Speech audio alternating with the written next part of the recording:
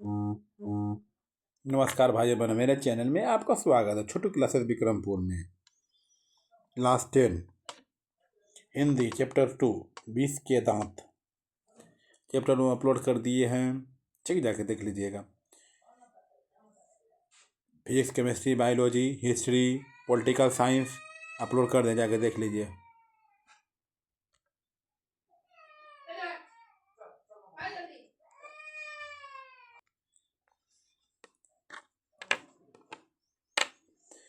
इस पाठ के लेखक नलिन बिलोचन शर्मा का जन्म 18 फरवरी 1916 ईस्वी में पटना के बख्तियारपुर में हुआ था। लेखक की प्रमुख रचनाएं दृष्टिकोण, साहित्य का इतिहास, दर्शन, मौन बंधन, प्रेमचंद्र, साहित्य तत्व और आलोचना इत्यादि है। यह कहानी 20 के दांत कहानी तथा अन्य कहानियों नामक ग्रंथ से लिया गया है। ठीक है।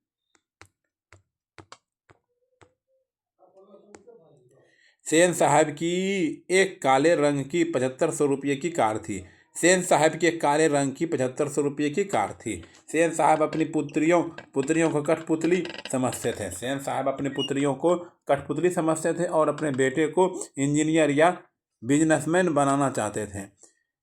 गिरधर लाल, जो मदन का पिता और सेन साहब का किराएदार था, मदन लट्टू घुमाने का खेल खेल रहा था। तभी कासू से उसकी लड़ाई हो गई। इम्पोर्टेंट पॉइंट है ये। मदन ने काशी का खोखा के दो दांत तोड़ दिए हैं। काशी सेन साहब के बुजुर्गों का आंखों का तारा था। काशी सेन साहब के बुजुर्गों का आंखों का तारा था। सेन साहब ने मदन को कहा था कि ऐसे ही लड़के चोर डाकू बनते हैं। महल और झोपड़ी की लड़ाई में अधिकतर महल वाले ही जीत होती है। यह कहानी महल वाले और झोपड़ी के बीच है। यह कहानी महल वाले और झोपड़ी के बीच है। घर के सभी मामलों में कासू उपद्रव था। सेन साहब की 5 पुत्रियां थीं, जिनका नाम सीमा, रजनी, लाजो, शेफाली और आरती एवं एक पुत्र था। कासू खोखा था।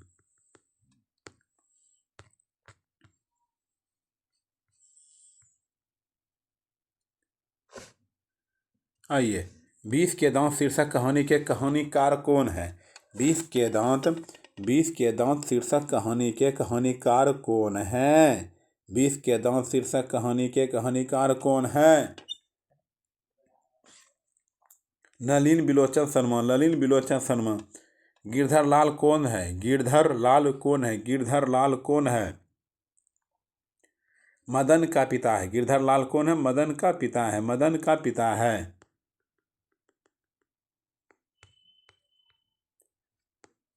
मदन ने कासू के कितने दांत तोड़ डाले?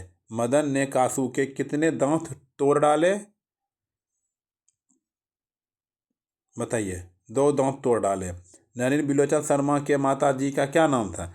नलिन बिलोचन शर्मा के माता जी का क्या नाम था? नलिन बिलोचन शर्मा के माता जी का क्या नाम था? बताइए। रत्नावती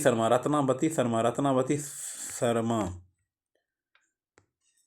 नलिन बिलोचन शर्मा के कहानियों में किसके तत्व समग्रता से उभर कर आए? नलिन बिलोचन शर्मा के कहानियों में किसके तत्व समग्रता से उभर कर आए?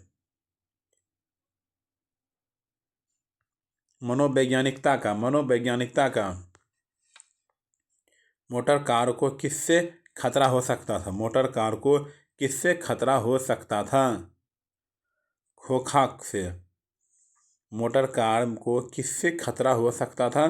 खोखा से। किससे? खोखा से।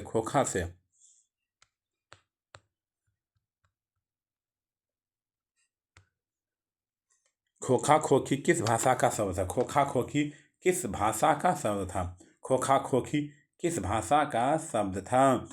बंगला का था। क्या था? बंगला का था।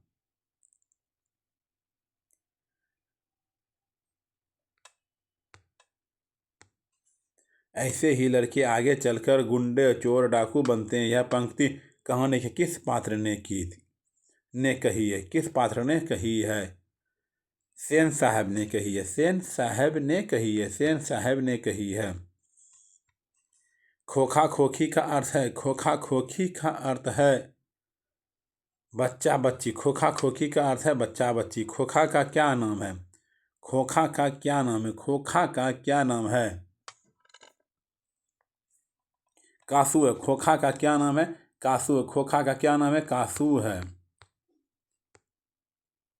20 के दांत कैसी कहानी है? 20 के दांत कैसी कहानी है?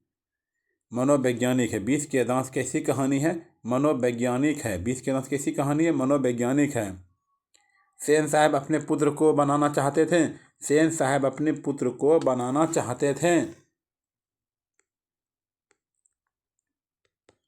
क्या बनाना चाहते थे सेन साहब? बिजनेसमैन या इंजीनियर?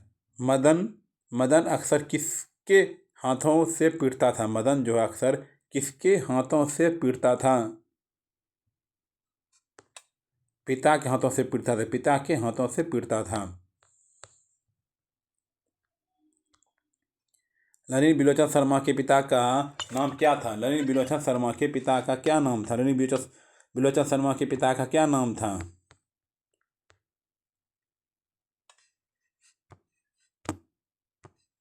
पंडित रमावतार शर्मा।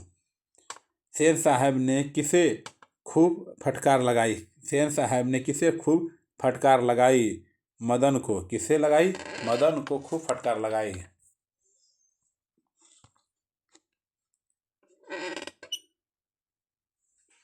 चलिए ठीक है, शॉर्ट क्वेश्चन, ठीक, सब्जेक्टिव क्वेश्चन। चलिए आते हैं आगे।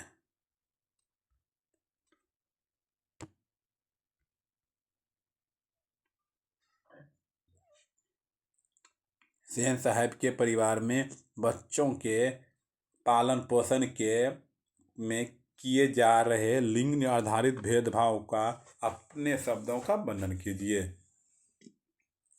सेन साहब के परिवार में बच्चों के पालन पोषण में किए जा रहे लिंग आधारित भेदभाव का अपने शब्दों में वर्णन करें। सेन साहब अमीर आदमी थे। सेन साहब क्या थे? अमीर आदमी थे। उनकी 5 लड़कियां थी। कितनी लड़कियां थी?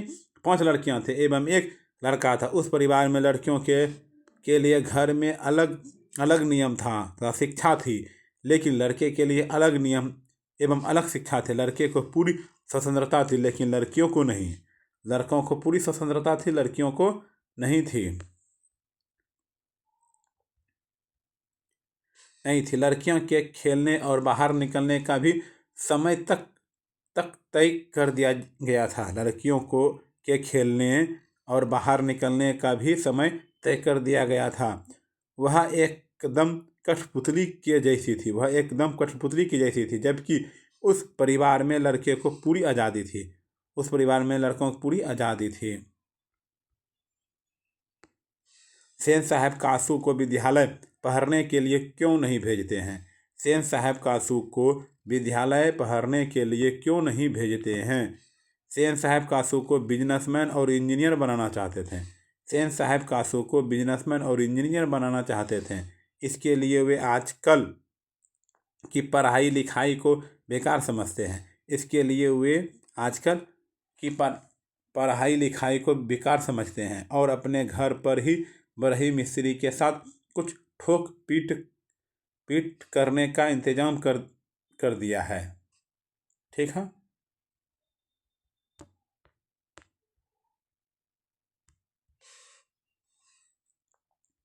बीस के दांत शीर्षक कहानी का नायक कौन है? तर्कपूर्ण उत्तर दीजिए। 20 के दांत शीर्षक कहानी का नायक कौन है? तर्कपूर्ण उत्तर दीजिए। 20 के दांत कहानी में मदन ऐसा पात्र है जो अहंकार को नहीं सहन करता है। 20 के दांत कहानी में मदन ऐसा पात्र है जो अहंकारी के अहंकार को नहीं सहन करता, बल्कि उसका स्वाभिमान जागृत होता है और वह खोखा जैसे बालक को ठोकर देकर वर्षों से दबे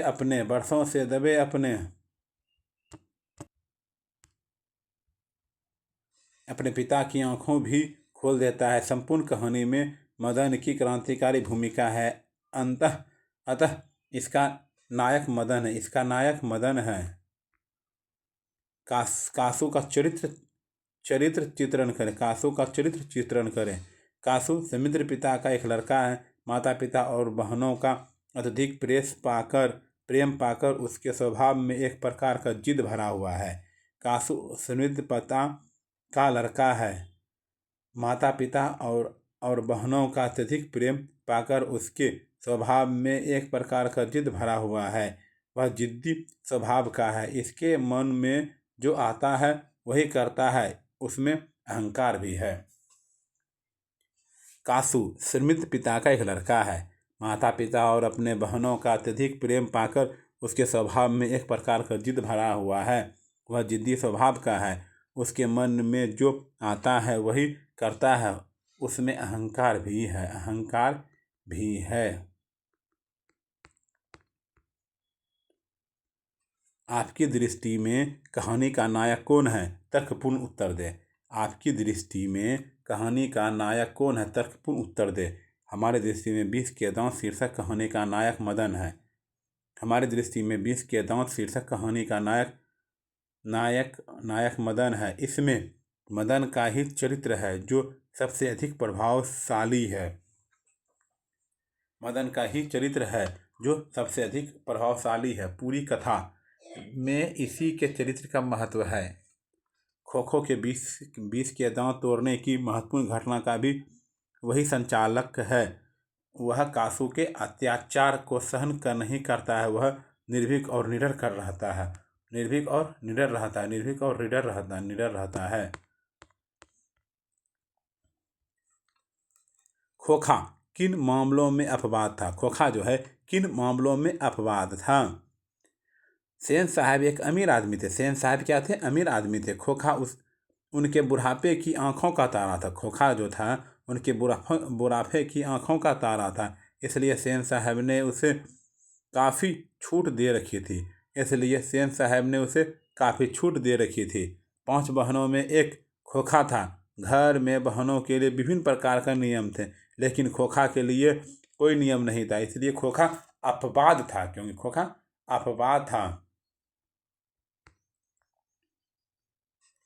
मदन और ड्राइवर के बीच के विवाद के द्वारा कहानीकार क्या बताना चाहता है? मदन और ड्राइवर के बीच के विवाद के द्वारा कहानीकार क्या बताना चाहता है? कहानीकार क्या बताना चाहता है? मदन और ड्राइवर के बीच विवाद के द्वारा कहानीकार बताना चाहते हैं। मदन और ड्राइवर के बीच विवाद के द्वारा कहानीकार बताना चाहते हैं कि अपने पर किए गए अत्याचार का विरोध करना पाप नहीं है। अपने पर किए गए अत्याचार का विरोध करना पाप नहीं है। सेन साहब की नई चमकती काली गाड़ी को मदन द्वारा केवल छूने पर ड्राइवर द्वारा घसीटा जाता है। सेन साहब की नई चमकती काली गाड़ी को मदन द्वारा केवल छूने पर ड्राइवर द्वारा घसीटा जाता है। यह गरीब बालक पर अत्याचार है। मदन द्वारा उसका मुलाकात करना अत्याचारियों पर विजय प्राप्त करने का प्रयास है। 20 के दांत शीर्षक की सार्थकता स्पष्ट कीजिए। 20 के दांत शीर्षक के सार्थकता स्पष्ट कीजिए। 20 के दांत शीर्षक के सार्थकता स्पष्ट कीजिए। 20 के दांत शीर्षक महल और झोपड़ी की लड़ाई की कहानी है। मदन द्वारा पीटे जाने पर खोखा के जो दांत टूट जाते हैं वह गरीबों पर उनके अत्याचार के विरुद्ध एक चेतावनी है। यही इस कहानी का लक्ष्य है। अतः निस्संदेह कहा जा सकता है कि 20 के दांत इस दृष्टि से बड़ा ही सामर्थ्य शीर्षक है। कासू और मदन के बीच झगड़े का कारण क्या था? इस प्रसंग के द्वारा लेखक क्या दिखाना चाहते हैं? 20 के दांत शीर्षक पाठ के आधार पर उत्तर दें। कासू और मदन के बीच झगड़े का कारण क्या था? झगड़े का क्या कारण था? कासू और मदन की लड़ाई झगड़े का कारण कासू की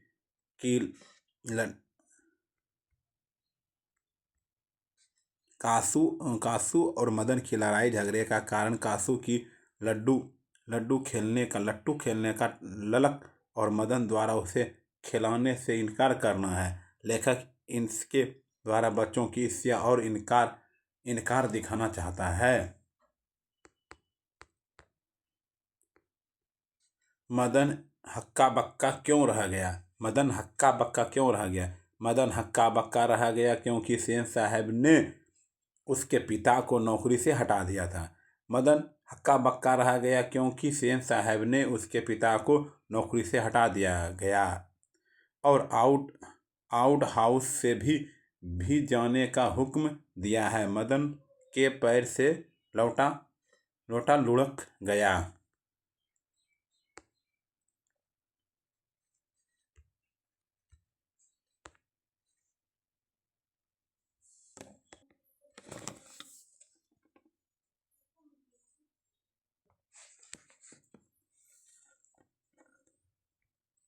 चलिए 20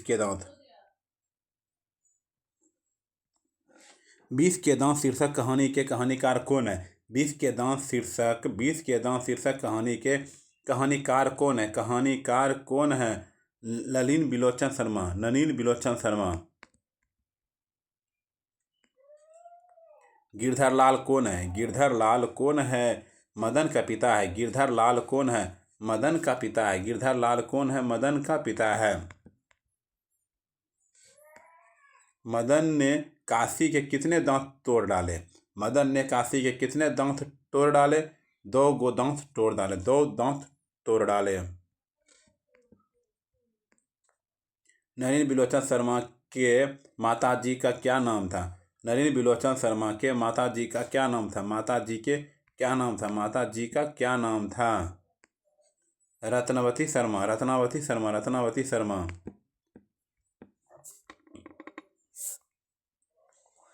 नलिन बिलोचन शर्मा के कहानियों में किसके तत्व समग्रता से उभर कर आए?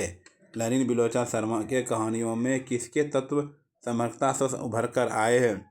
मनोवैज्ञानिक का। किसका? मनोवैज्ञानिक का। मोटर कार को किससे खतरा हो सकता है? मोटर कार को किससे खतरा हो सकता है? खोखा से। मोटर कार को किससे खतरा हो सकता है? खोखा से। खोखा से। खोखा खोखी किस भाषा का शब्द है? खोखा खोखी किस भाषा का शब्द है? बंगला का। किस भाषा का शब्द है? बंगला का है। ऐसे ही लड़के आगे चलकर गुंडे चोर डाकू बनते हैं। यह पंक्ति कहानी के किस पात्र से कही है? किसने कही है? सेन साहब ने कही है। किसने कही है? सेन साहब ने कही है। खोखा खोखी का अर्थ है बच्चा बच्ची। खोखा खोखी का अर्थ है बच्चा बच्ची। खोखा खोखा का क्या नाम है? खोखा का क्या नाम है? खोखा का क्या नाम है? खोखा का क्या नाम है? कासू है। खोखा क्या नाम है? कासू है। कासू। 20 के दांत कैसी कहानी है? 20 के दांत कैसी कहानी है? 20 के दांत कैसी कहानी है? मनोवैज्ञानिक है। 20 के दांत कैसी कहानी है? मनोवैज्ञानिक है। सेन साहब अपने पुत्र को बनाना चाहते थे। सेन साहब अपने पुत्र को बनाना चाहते थे बिजनेसमैन या इंजीनियर। सेन साहब अपने पुत्र को बनाना चाहते थे बिजनेसमैन या इंजीनियर। मदन अक्सर किसके हाथों में पीटता था? मदन अक्सर किसके हाथों से पीटता था? किसके हाथों से पीटता था? पिता के हाथों से पीटता था। मदन जो है अपने पिता के हाथों से पीटता था। नलिन बिलोचन शर्मा के पिता का नाम क्या था? नलिन बिलोचन शर्मा के पिता का क्या नाम था? नलिन बिलोचन शर्मा के पिता का क्या नाम था? नलिन बिलोचन शर्मा के पिता का क्या नाम था?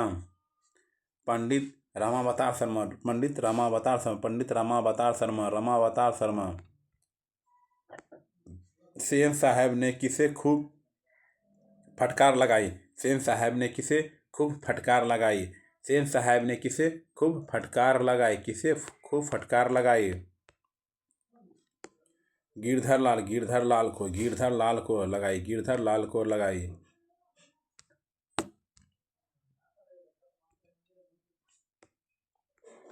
विष के दांत कहानी किस वर्ग के अंतर्विरोधी को उजागर करती है?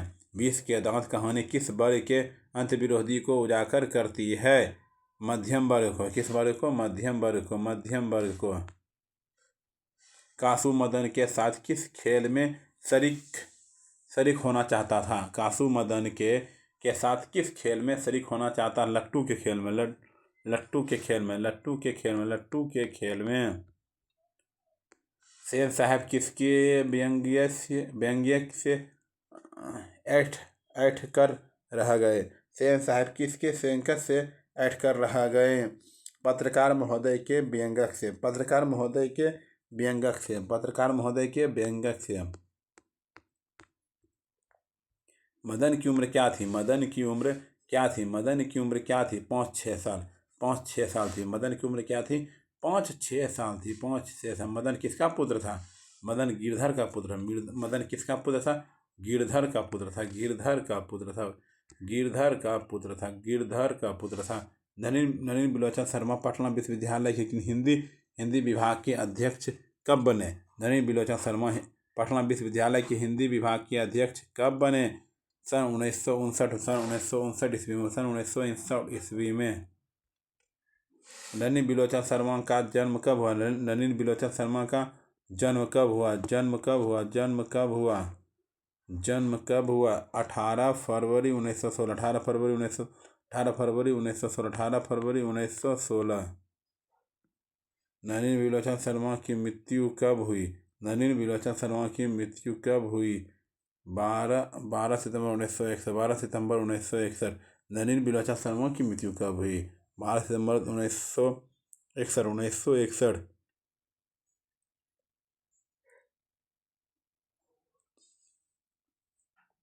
12 सितंबर 1961, 12 सितंबर 1961, 12 सितंबर 1961। नलिन बिलोचन शर्मा का जन्म कहाँ हुआ? नलिन बिलोचन शर्मा का जन्म कहाँ हुआ? बंदरघाट, पटना। दृष्टिकोण किनकी रचना है? दृष्टिकोण किनकी रचना है? नलिन बिलोचन शर्मा की। दृष्टिकोण किसकी रचना है? नलिन बिलोचन शर्मा की, नलिन बिलोचन शर्मा की, नलिन बिलोचन शर्मा की, नलिन बिलोचन शर्मा की। लड़कियां क्या है? कठपुतलियां हैं। किससे इस बात पर गर्व है? लड़कियां क्या है? कठपुतलियां हैं। किससे इस बात पर गर्व है? माता पिता को गर्व है कि मेरी बेटी कठपुतलियां हैं। कौवे की जमात में शामिल होने के लिए कौन ललक गया? कौवे की जमात में शामिल होने के लिए कौन ललक गया? कौन ललक गया? हंस। हंस जो है ललक गया, हंस ललक गया।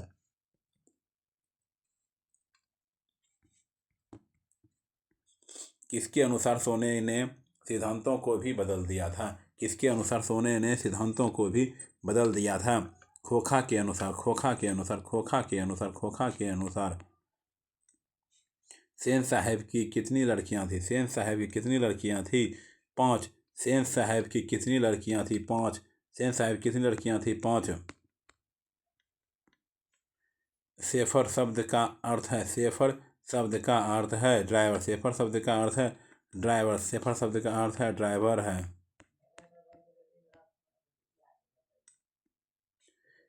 विष के दांत शीर्षक कहानी का नायक कौन है? तर्कपूर्ण उत्तर दे। विष के दांत कहानी के मदन ऐसा पात्र है जो अहंकारी के अहंकार को भी सहन करता है। विष के दांत कहानी में मदन ऐसा पात्र है जो अहंकारी के अहंकार को नहीं सहन करता, बल्कि उसका स्वाभिमान जागृत होता है और वह खोखा जैसे बालक को ठोकर देकर वर्षों से दबे अपने पिता की आंखों भी खोल देता है। संपूर्ण कहानी में मदन की कार्यकारी भूमिका है, अतः इसका नायक मदन, इसका नायक मदन इसका नायक मदन है। खोखा किन मामलों में अपवाद था? सेन साहब एक अमीर आदमी थे। सेन साहब क्या थे? अमीर आदमी थे। खोखा उनके बुढ़ापे की आंखों का तारा है। खोखा उनके बुढ़ापों की आंखों का तारा, इसलिए इसलिए इसे इसलिए इसे मीजे सेन इसलिए इसे मीजे सेन ने उससे काफ़ी छूट दे रखी थी। खोखा जीवन के नियम का जैसे अपवाद था, और इसलिए यह भी स्वाभाविक था कि वह घर के नियमों का भी अपवाद था।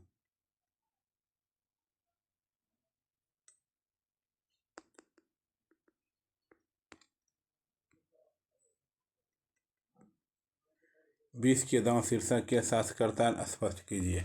विष के दांत शीर्षक की साथकर्ता स्पष्ट कीजिए।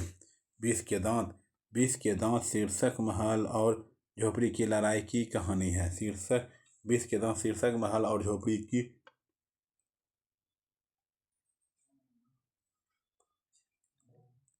कहानी है।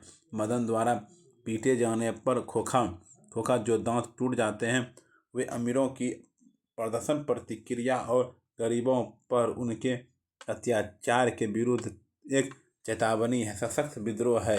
यही इस कहानी का लक्ष्य है। अतः निसंदेह कहा जा सकता है कि विष के दांत इस दृष्टि से बड़ा ही सार्थक शीर्षक है। अमीरों के विष के दांत तोड़कर मदन ने जिस उत्साह ओज और आग का परिचय दिया है, वह समाज के जाने कितने गिरधर लालों के लिए गर्भोल्लास की बात है। इसमें लेखक द्वारा दिया गया संदेश मार्मिक बन पड़ा है। कासू का चित्रण करें। कासू सुनीत पिता के शोख लड़का है। कासू जो है सुनीत पिता के शोख लड़का है। माता पिता और बहनों को अतिशय प्रेम पाकर उसके स्वभाव में एक प्रकार का दुर्भाग्य पर्याप्त हो गया है। वह जिद्दी स्वभाव का, उसके मन में जो आता है वही करता है। उसमें अहंकार वृत्ति भी है। 5 नंबर में आपका दृष्टि में कहानी विष के दांत का नायक कौन है? तर्कपूर्ण उत्तर दे। हमारी दृष्टि में विष के दांत शीर्षक कहानी का नायक मदन है। सारे पात्रों में सर्वाधिक प्रभावशाली है और कथा वस्तु में उसका ही घर सर्वोपरि है। इस दृष्टि से विचार करने पर स्पष्ट ज्ञात होता है कि इस महीना का चयन मदन है, या इसमें मदन का ही चरित्र जो सबसे अधिक प्रभावशाली पूरी वस्तु को लाता है उसमें। ठीक है।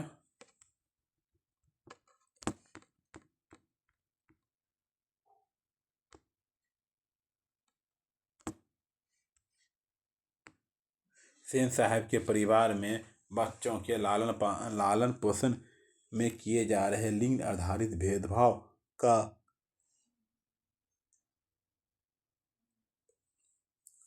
सेन साहब के परिवार में बच्चों के पालन पोषण के किए जा रहे लिंग आधारित भेदभाव का अपने शब्दों में वर्णन कीजिए।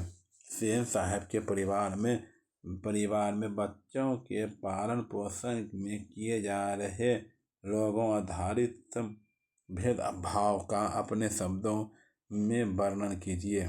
सेन साहब अमीर आदमी थे। उनकी 5 पुत्रियां थी। सेन साहब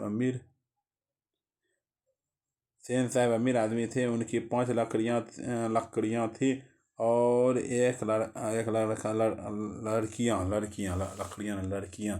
लड़कियां थी। उसके एक लड़का था। उस परिवार में लड़कियों के लिए घर में अलग नियम तथा शिक्षा थी। लेकिन लड़का के लिए अलग नियम एवं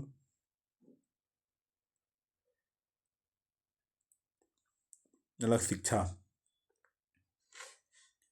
मदन और ड्राइवर के बीच के विवाद के द्वारा कहानीकार का क्या बताना चाहता है? मदन और ड्राइवर के बीच विवाद के द्वारा कहानीकार बताना चाहते हैं कि अपने घर किए गए अत्याचार का विरोध करना पाप नहीं है। सेन साहब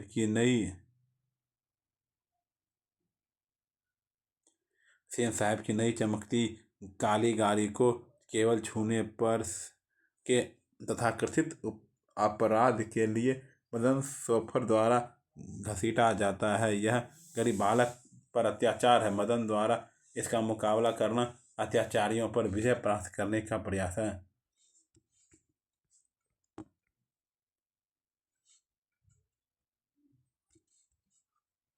आरंभ से ही कहानीकार को स्वर व्यंजनपूर्ण है, ऐसा कुछ प्रमाण स्थापित करें।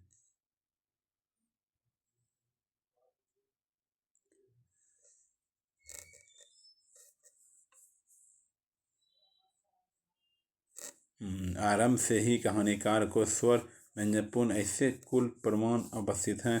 20 के दांत कहानी लड़कियों गुणों की चर्चा से सहायक होगा के रूप में देखना।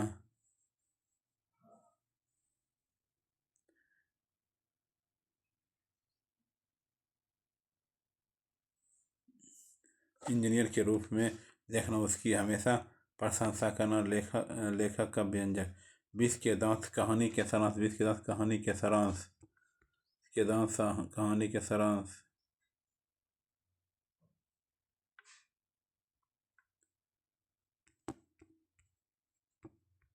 देख लीजिए। 20 के दांत कहानी के सारांश।